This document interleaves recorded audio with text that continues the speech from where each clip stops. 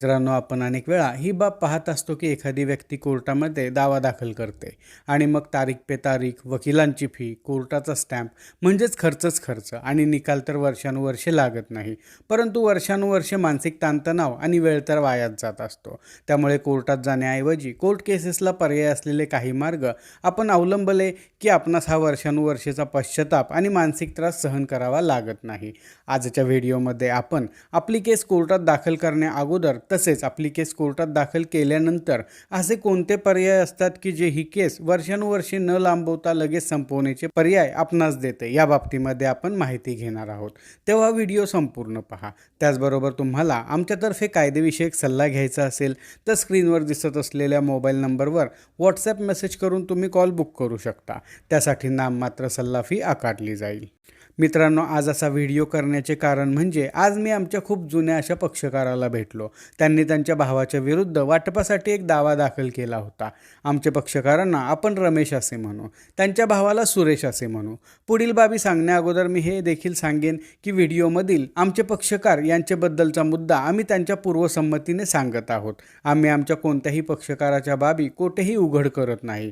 वास्तविक पाहता ही आमच्या पक्षकाराची प्रामाणिक इच्छा होती की त्यांनी जे काही या कोर्ट केसेस आणि भावाविरुद्धच्या भांडणामध्ये स्वतःचा रास करून घेतला, जे काही गमावले ते अन्य कोणालाही गमावावे लागू नये. त्यामुळे त्यांनी आम्हाला त्याबाबतचा व्हिडिओ करण्यासाठी परवानगी दिली. रमेश आणि सुरेश हे दोघे सख्खे भाऊ एकमेकांसोबत खूप गुण्यागोविंदाने राहत होते, एकमेकांना मदत करायचे. अचानकच दोघांमध्ये 1 गुंठा जमिनीवरून वाद सुरू झाला की ज्या 1 गुंठ्याची किंमत त्या काळामध्ये म्हणजे साधारण 2013-2014 साली 40,000 रुपये होती. परंतु त्या 40,000 रुपयांच्या तुकड्यासाठी कोर्ट केस करायची असे रमेशने ठरवले, कारण 40,000पेक्षा आता रमेशच्या इगोची किंमत रमेशला जास्त वाटत होती. आज 12-13 वर्षानंतर तो वाटपाचा दावा कोर्टामध्ये प्रलंबित आहे. दाव्यासाठी वकील फी, कोर्ट फी या सर्व बाबींसाठी रमेशचे आजपर्यंत 4 लाख रुपये गेले. सुरेशचे देखील 1.5 ते 2 लाख रुपये गेले. मी म्हणतो पैसे जाऊ द्या, रमेशच्या इगो पुढे पैसे काहीच नाहीत. परंतु रमेशला मागील वर्षी एक ब्रेन स्ट्रोक येऊन रमेशचे अर्धे शरीर निकामी झाले. हा सर्वात मोठा रास आणि शारीरिक हानी रमेशने स्वतःला करून घेतली. सांगायचे तात्पर्य एकच आहे की ज्या केसेस, जे वाद कोर्टाबाहेर सुटतात, घरगुती चर्चेतून संपतात, त्या वादांना आपल्या इगोसाठी किंवा एका क्षणाच्या रागासाठी वर्षानुवर्षे कोर्टात चालणाऱ्या केसेसमध्ये रूपांतरित करू नका. कारण या सर्व कोर्ट केसेस आणि मानसिक त्रासाच्या बाहेर तुम्ही पडून बघा, एक खूप सुंदर असे आयुष्य आहे. मग कोर्टात केस दाखल करायचीच नाही का? तर करायची. ज्या केसेस कोर्टामध्ये दाखल होणे गरजेचे असतात, जसे की चोरी असेल, बलात्कार असेल, या अशा केसेस कोर्टासमोर गेल्याच पाहिजेत. परंतु ज्या केसेसमध्ये कोर्टात जाण्या अगोदर तडजोड होणे शक्य असते, त्या केसेस कोर्टाबाहेर मिटवण्याचा प्रयत्न केलाच पाहिजे. जसे की जमिनी बाबतीतील वाद असतील, पैशाच्या बाबतीमधील वाद असतील, किंवा कौटुंबिक वाद, किंवा एखाद्या व्यवसायामधील 2 भागीदारांमध्ये वाद असतील, तर निश्चितच असे वाद आपण कोर्टाबाहेर सोडवले पाहिजे. आता अगोदर आपण हे प्रश्न बाहेर कसे सोडवता येतील ते पाहूयात. आणि समजा तुम्ही आता कोर्टामध्ये तुमची केस दाखल केल्यानंतर हा व्हिडिओ पाहत असाल, तर आता लगेचच विषय कसा संपवायचा या बाबतीमध्ये माहिती घेऊयात.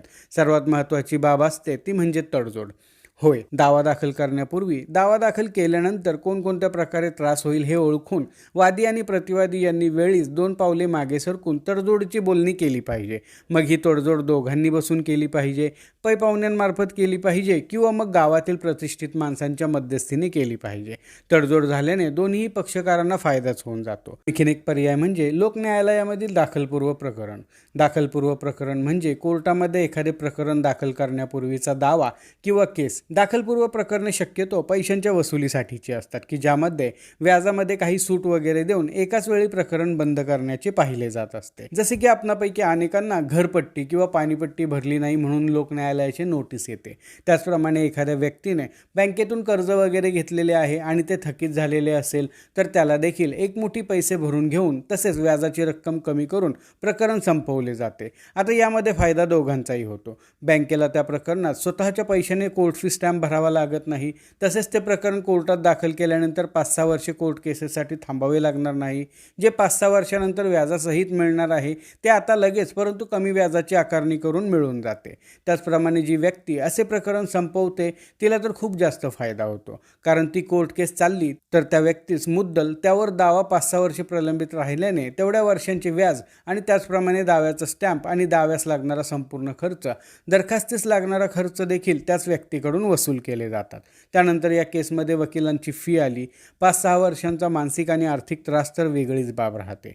त्यामुळे तडजोडीमधून किंवा लोक न्यायालयामधून आपण अशा पद्धतीने कोर्ट केसला पर्याय निवडला तर तो पर्याय आपणास निश्चितच मोठा असा फायदा देऊ शकतो. आता हा व्हिडिओ तुम्ही कोर्टात दावा किंवा केस दाखल केल्यानंतर पाहत असाल तरीही काहीही अडचण नाही, कारण जरी कोर्टात तुमची केस प्रलंबित असेल आणि ती आता सद्यस्थितीत कोणत्याही स्टेजला असेल तरीही दाव्यामधील पक्षकार तडजोडीसाठी तयार असतील तर तुम्ही हा पर्याय निवडू शकता. आता तुम्ही म्हणाल तडजोड झाली असती किंवा तडजोडीसाठी समोरील पार्टी तयार असती तर आम्ही कोर्टापर्यंत आलोच नसतो. तर यासाठी देखील आपल्याकडे एक पर्याय असतो, कारण कोर्टामध्ये तडजोडीसाठी वैकल्पिक वाद निवारण ही एक संकल्पना आहे की ज्यामध्ये मेडिएशन आणि कॉन्सिलेशन या दोन महत्त्वाच्या आणि एकमेकांपासून भिन्न अशा संकल्पना असतात. त्यापैकी मेडिएशन ही संकल्पना आपण कोर्टामध्ये बऱ्यापैकी ऐकत असतो. मेडिएशनमध्ये एक जज साहेब किंवा अनुभवी वकील साहेब कोर्टातर्फे आणि कोर्टाच्या आदेशाने वादी आणि प्रतिवादी यांच्यामध्ये तडजोड घडवून आणण्यासाठी मध्यस्थी करत असतात.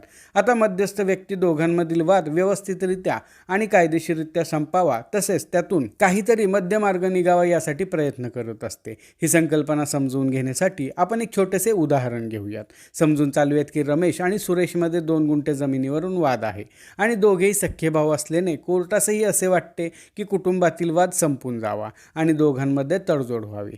त्यामुळे कोर्ट एक जज साहेब मेडिएटर म्हणजेच मध्यस्थी म्हणून नेमतात आणि त्या दोघांनाही मेडिएशनसाठी पाठवतात. अशा परिस्थितीमध्ये रमेश आणि सुरेश या दोघांचे म्हणणे ऐकून घेऊन दोघांमध्ये असे ठरते की 1 गुंठा रमेश आणि 1 गुंठा सुरेश दोघेही वाटून घेतील आणि मेडिएशनचा रिपोर्ट पॉझिटिव्ह पाठवून दिला की कोर्ट त्या पद्धतीने आपला न्यायनिर्णय देऊन दोघांमधील वाद कायमस्वरूपी संपुष्टात आणतात. मग कॉन्सिलेशन म्हणजे काय? तर कॉन्सिलेशन म्हणजेच एक मध्यस्थीच असतो, परंतु तो त्याचे मत प्रकरणामध्ये मांडू शकतो. वरील उदाहरणामधून समजून घ्यायचे झाले तर समजून चालूयात की या 2 गुंठ्याच्या वादासंदर्भाने रमेश आणि सुरेशमध्ये बोलणी वगैरे होऊन देखील त्यामध्ये तडजोड होतच नाहीये. त्यानंतर त्यामध्ये काउन्सिलेटर नेमला गेला. काउन्सिलेटरने दोन्ही पक्षांची बाजू ऐकून घेऊन या वादामध्ये 2 गुंठे जमीन रमेशने घ्यावी आणि सुरेशला त्या 2 गुंठ्यांचे चालू बाजार भावाप्रमाणे पैसे द्यावे असे सुचवले आणि रमेश आणि सुरेश या दोघांनाही ही बाब मान्य झाली. त्यामुळे त्या दोघांमधील वाद कोर्टामध्ये दाखल असूनही प्रलंबित असूनही संपुष्टात आला. म्हणजेच व्हिडिओमध्ये पाहिलेल्या माहितीमधून एक बाब तुमच्याही लक्षात आलेली असेल की कोर्टात वर्षानुवर्षे दावे आणि केसेस दाखल करून पैसा, वेळ आणि स्वस्तपणाला लावण्यापेक्षा 2 पावले मागे सरकून विरुद्ध पक्षकारासोबत तडजोड करणे कधीही फायद्याचे ठरेल.